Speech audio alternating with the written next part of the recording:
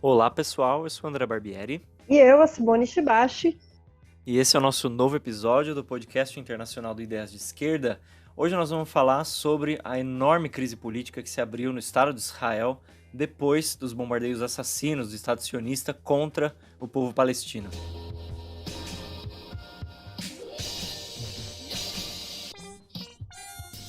E nesse dia 21 de maio aconteceu o cessar-fogo, intermediado pelo Egito e operado também pelos Estados Unidos, que pôs fim à Operação Guardião das Muralhas, que foi o nome escolhido pelo Estado de Israel para sua mais recente ofensiva militar contra a faixa de Gaza.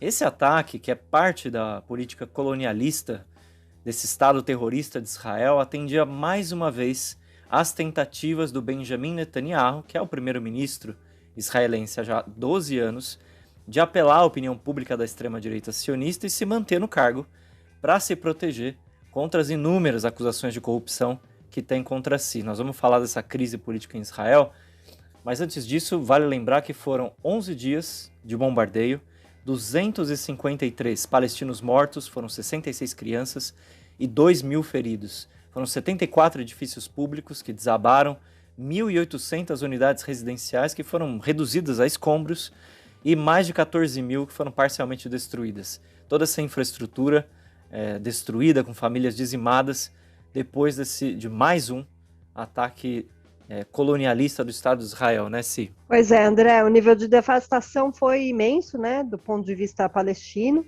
Enquanto isso, do ponto de vista israelense, a gente teve 13 mortos, cerca de 300 feridos, então isso já demonstra aí uma divergência, né, muito grande da letalidade quando a gente compara os dois lados, e por isso exatamente a gente não está falando de uma guerra assimétrica, né? A gente está falando realmente de uma ofensiva colonialista. E a gente sabe que essas comparações elas são sempre odiosas, porque elas tratam de vidas humanas, né? Nenhuma vida humana perdida ela é para ser comemorada, mas o contraste absurdo aí justamente expõe, né, essa política absolutamente assassina do Estado sionista e das potências imperialistas para justificar os bombardeios, né, aí usando o argumento da legítima defesa contra os ataques terroristas aí entre aspas do Hamas, né? E cabe lembrar também que nos últimos 15 anos, ou seja, desde que Israel se retirou formalmente da faixa de Gaza e essa ficou sob o domínio do Hamas, o exército israelense lançou aí 5 grandes ataques militares, né? Ou seja, é uma ofensiva incessante, né? A gente teve uma em 2006, outra em 2008, uma terceira em 2009, né?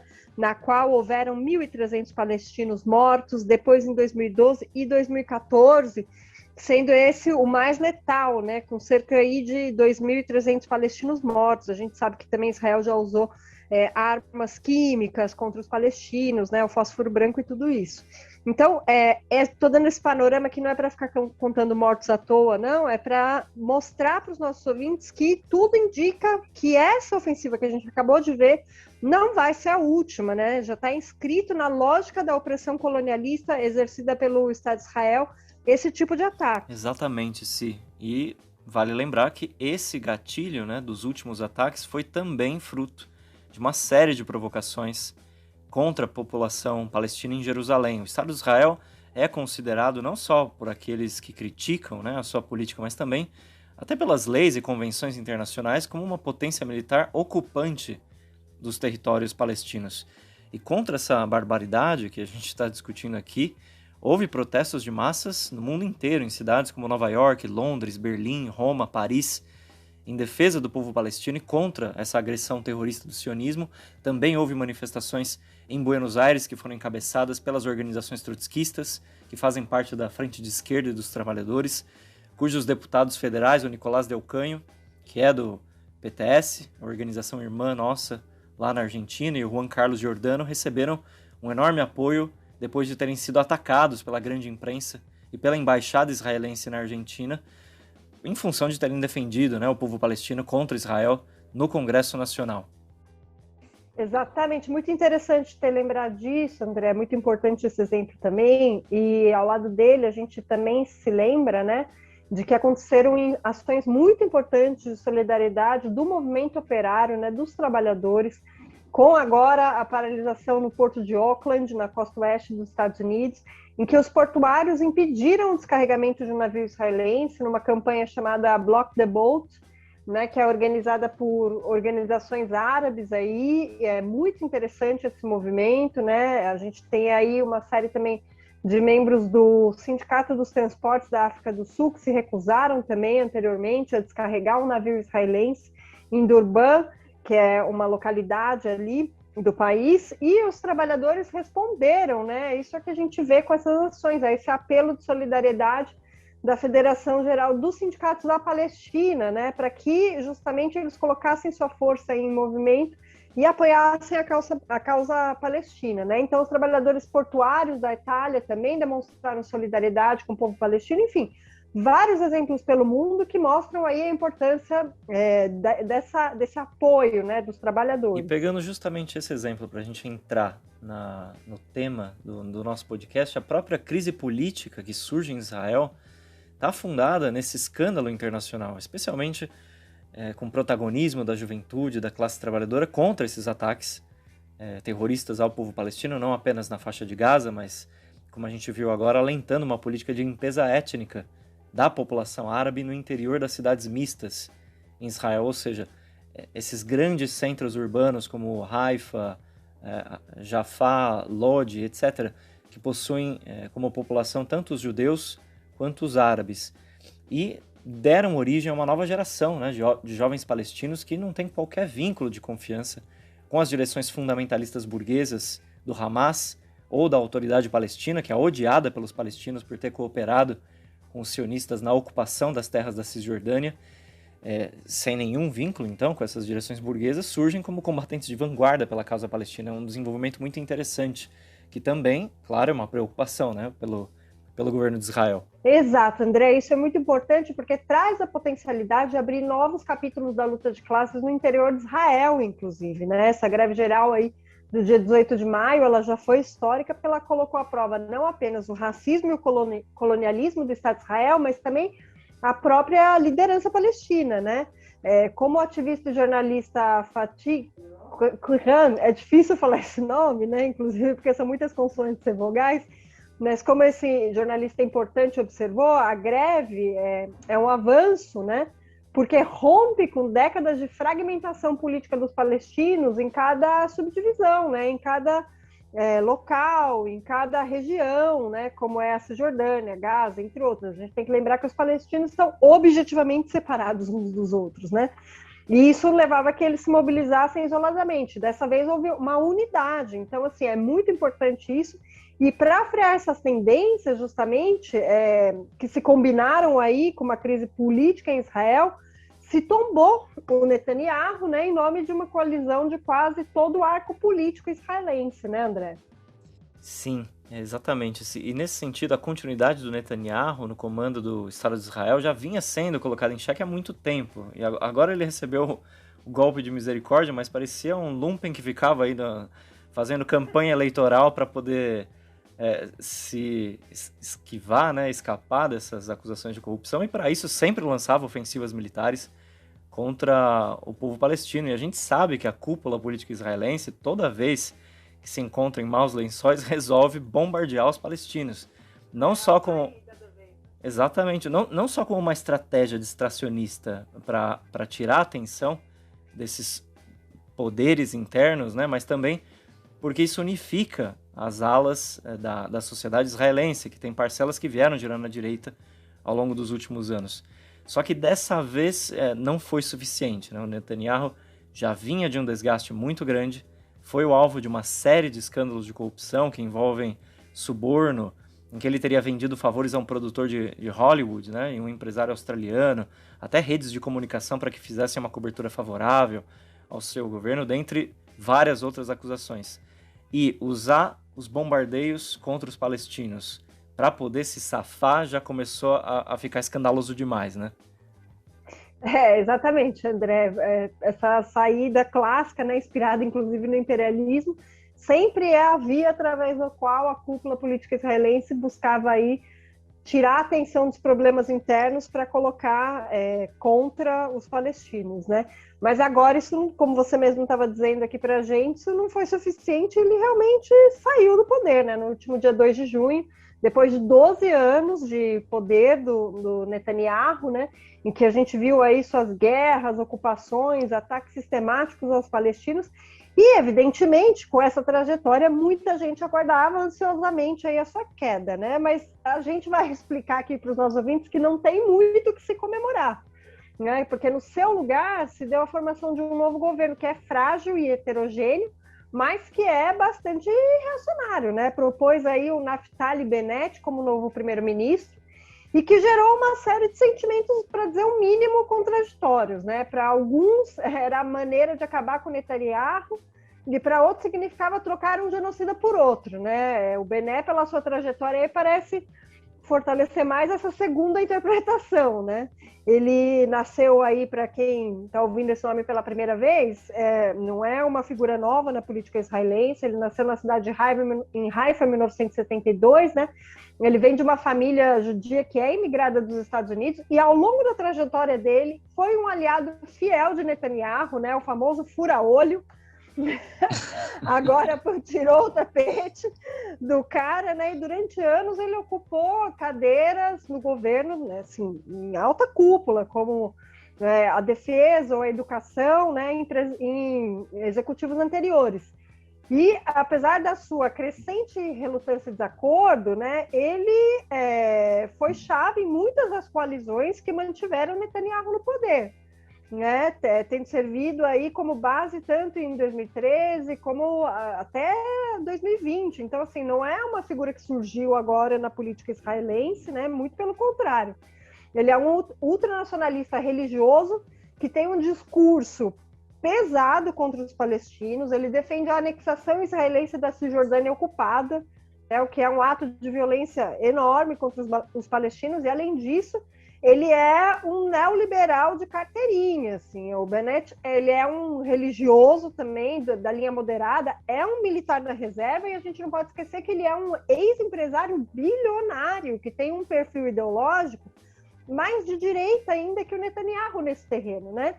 E que tem se voltado para posições mais pragmáticas, né? Adotado um discurso mais pragmático, com o objetivo declarado de tentar encerrar o bloqueio político de Israel, mas que, na verdade, vai fazer com que os palestinos sofram muito, né? E de acordo com o pacto governamental que foi alcançado, né, à meia-noite, depois da queda do Netanyahu, por 8 partidos de oposição, o Bennett, que é o líder do ultranacionalista Yamina, né, essa organização da qual ele faz parte, passou aí a ocupar o cargo de primeiro-ministro, né, durante a segunda, que deve durar até a primeira, durante a primeira metade da legislatura, né, e depois ele deveria ceder esse lugar ao secular de centro, Yair Lapid, embora esse acordo aí ainda tenha que ser ratificado no prazo máximo de 12 dias pelo parlamento israelense, né, que a gente chama de Knesset.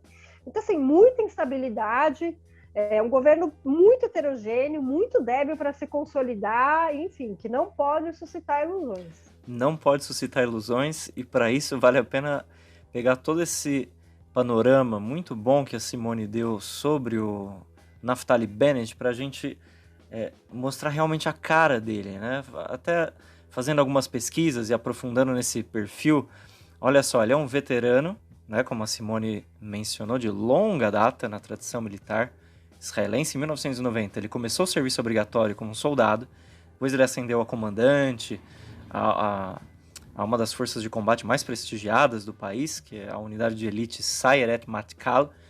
Não é um caso único, né? Outros líderes, como o próprio Netanyahu, ou o ex-primeiro-ministro Ehud Barak, também passaram por essa organização militar anteriormente. E o sucesso do Naftali Bennett, né, no terreno militar, se soma com os êxitos empresariais desse grande capitalista, né? Com apenas 26 anos, ele fundou uma startup de alta tecnologia, alegadamente se dedicava contra as fraudes, né? com a qual ele se tornou milionário quando vendeu essa mesma empresa em 2005 por 145 milhões de dólares, né? Em 2006 ele voltou para o exército para participar da Segunda Guerra do Líbano, ingressou na política como membro do Likud, do mesmo partido do Netanyahu, do qual foi conselheiro, colaborador muito próximo por quase 2 anos, até 2008. Depois de uma série de desentendimentos que ele teve com Netanyahu, o Bennett passou a promover a sua própria agenda, fazer carreira própria. Entre 2010 e 2012, ele foi diretor-geral da Yesha, que é um órgão que agrupa os líderes colonizadores, né, da Cisjordânia, fundou o coletivo ultranacionalista Israel Sheli, que é o Meu Israel, né, a tradução, com o Ayelet Shaked, que é outro emblemático líder da direita, que o acompanha até hoje como seu número 2. E desde então, o Naftali Bennett tem defendido as velhas ideias da extrema-direita sionista, como a rejeição contundente da criação do Estado da Palestina, a expansão das colônias israelenses ou a anexação de 2/3 da Cisjordânia ocupada, um projeto que o próprio Netanyahu queria lançar no ano passado e que finalmente foi estacionado pelas crises de corrupção que ele teve, né? Além disso, é importante ressaltar para os nossos ouvintes que essa coalizão anti-Netanyahu, que levou o Bennett ao poder, foi muito heterogênea, não só pelo jornalista de centro-direita que a Simone mencionou, Yair Lapid, mas também pela própria participação de uma lista unificada palestina, né, que é a maior traição aos interesses históricos do povo palestino, é que os políticos que deveriam, né, se identificar com os interesses do seu próprio povo fazem parte agora de um governo encabeçado pela extrema-direita sionista, né, Si? Pois é, né, André? Por aí a gente vê que o oportunismo não é uma tradição nacional só, né? É uma tradição internacional aí, que infelizmente se faz sentir também na Palestina, também em Israel, em todos os lugares. Como você estava citando, essa maioria parlamentar que uniu aí, né, agora em Israel, no mesmo governo, partidos da extrema-direita, né, como o próprio Bennett, que, como a gente disse, promove a anexação de Israel, dos assentamentos de colonos, né, nos territórios ocupados, que é uma política extremamente agressiva, aos partidos de centro, como é o caso do Lapid, do Azul e Branco, do Bennett Gantz, que é o atual ministro da Defesa, e ele é ferrenho oponente do Netanyahu, chegando até mesmo, né, os partidos de centro e esquerda do espectro sionista, como é o caso do próprio Partido Trabalhista e do Meretz, que historicamente é identificado com a esquerda sionista pacifista, né? A gente sabe que o pacifismo não é a estratégia revolucionária por definição, mas num país beligerante como Israel, ter um movimento pacifista significa se colocar em uma outra localização em relação ao que significa o maior ataque da política colonialista e imperialista dessa nação, né? Então, não é a mesma coisa ser pacifista em Israel e ser pacifista, sei lá, na Holanda, né? Tem diferenças, ou em qualquer outro lugar. Aqui a gente tem um movimento que se opõe e que terminou aí amordaçado, né, nessa frente que é absolutamente heterogênea e hiperoportunista, né? E lamentavelmente, como você estava falando, André, essa aliança também teve a participação da Lista Árabe Unida, né, que compõe aí o governo a partir de agora, que é uma traição aberta, né, porque essa é uma legenda que deveria representar os árabes, os interesses dos árabes, né, e, portanto, dos palestinos. Isso não está separado de anos de colaboração de classes que foi forjando, né, diversas aí organizações políticas palestinas, como é o caso da mais importante, que é a Autoridade Palestina na Cisjordânia, né, que diante, por exemplo, dos assentamentos sionistas contra o povo palestino, foi cedendo terreno, né? E essa lógica é um pouco parecida até com os setores da esquerda aqui do Brasil, né, que contra o Bolsonaro se unem com todos os golpistas, todos os representantes dos setores que atacam os trabalhadores, da burguesia, né, e cobram um preço muito caro em vidas, em tempo, em oportunidades perdidas, né, pelos trabalhadores, né? Então se trata aí também de uma decadência estratégica total e, no caso palestino, uma traição histórica mesmo. É escandaloso isso mesmo e não dá para esperar nada da burguesia palestina, de nenhum desses setores, não da autoridade palestina, como a Simone mencionou, muito menos pelo Hamas. E esses rearranjos internos têm a ver com a reunificação dos palestinos na faixa de Gaza, na Cisjordânia, de Israel, de uma forma que não se via há décadas. E para frear essas tendências, mais uma vez, é importante frisar aqui, é que houve essa coalizão global de todo esse espectro político, desde a extrema-direita, do Naftali Bennett, até a Lista Unida Árabe, que representaria, entre aspas, os interesses do povo palestino, mas como a gente está mostrando aqui, não representa coisa nenhuma, são os interesses da própria burguesia palestina, que é conivente com os assaltos sionistas no território histórico, né, da Palestina. E o efeito colateral menos desejado pelo Netanyahu e as distintas frações dessa direção burguesa na Palestina, seja na versão nacionalista da autoridade palestina, né, seja na versão islamista do Hamas, é o ressurgimento da resistência das massas, especialmente da juventude, né, da Palestina. E o ataque do Estado sionista contra os palestinos, que vivem no território israelense, levou o conflito ao interior do próprio Estado de Israel, apagando aquelas linhas verdes que dividiam o povo palestino entre os que sobrevivem em Gaza, sob o controle férreo do Hamas, e os que vivem nos guetos a céu aberto da Cisjordânia, sob o controle policial de Israel e da autoridade palestina. E também dos árabes israelenses que vivem como cidadãos de segunda ordem dentro do Estado de Israel. Houve essa unificação e é isso que realmente amedronta agora essa classe dominante israelense. Exatamente, André, é muito importante, né, a gente chegar a essa definição, porque esse foi um dos aspectos mais impressionantes mesmo da resistência palestina, né, que se deu agora. E se por um lado, por como foi importante, né, toda essa resistência unificada e a contradição que isso tem com a linha que as direções, né, estão tomando agora, entrando aí nesse governo em Israel, né, é uma coisa que coloca a necessidade de aprofundar cada vez mais a independência, né, da classe trabalhadora palestina em relação a essas direções, em relação, inclusive, às capitulações à própria burguesia de Israel, né, que essas direções acabam operando. Então, o ressurgimento aí da luta palestina, ela se expressou de muitas formas, ela se expressou nos enfrentamentos com a polícia em Jerusalém Leste, nas mobilizações de massas na Cisjordânia, na resistência em Gaza contra os bombardeios, é nela que a gente tem que apostar, né? Não na conciliação política.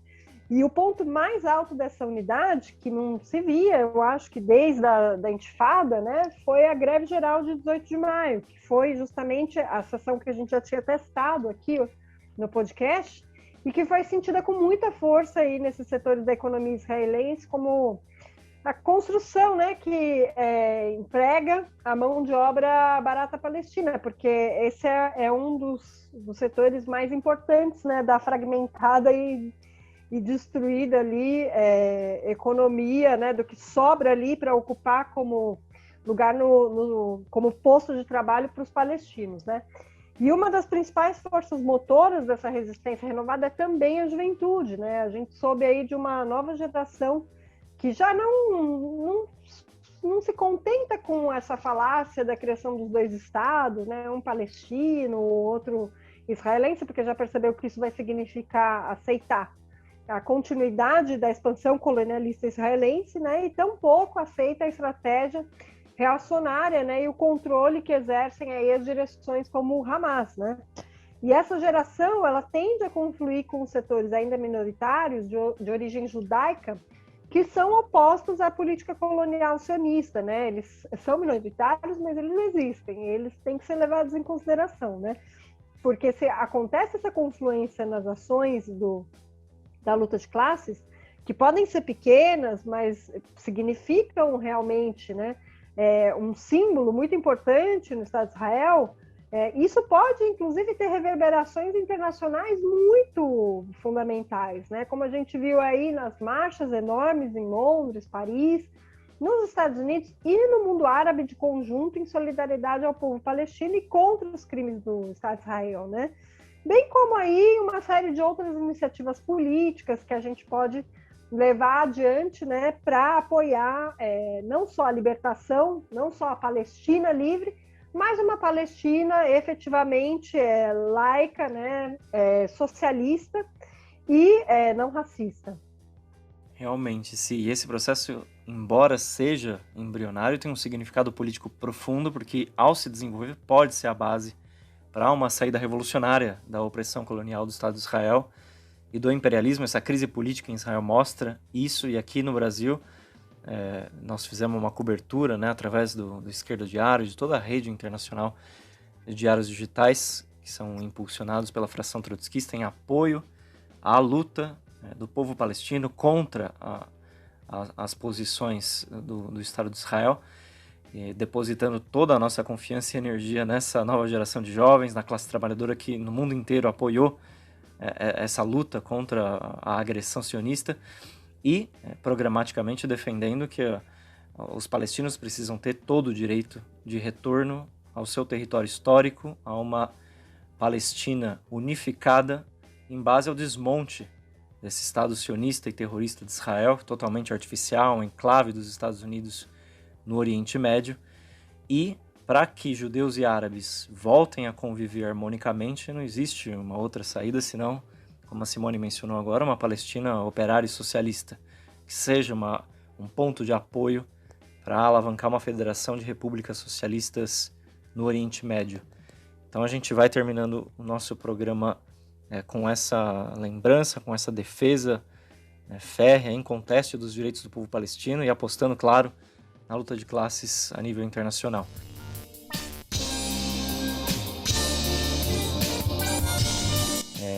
Já nos despedimos aqui então dos nossos ouvintes. Agradecemos todo mundo que pôde ver, compartilhar, curtir o nosso programa, o nosso canal. E até o próximo episódio, pessoal.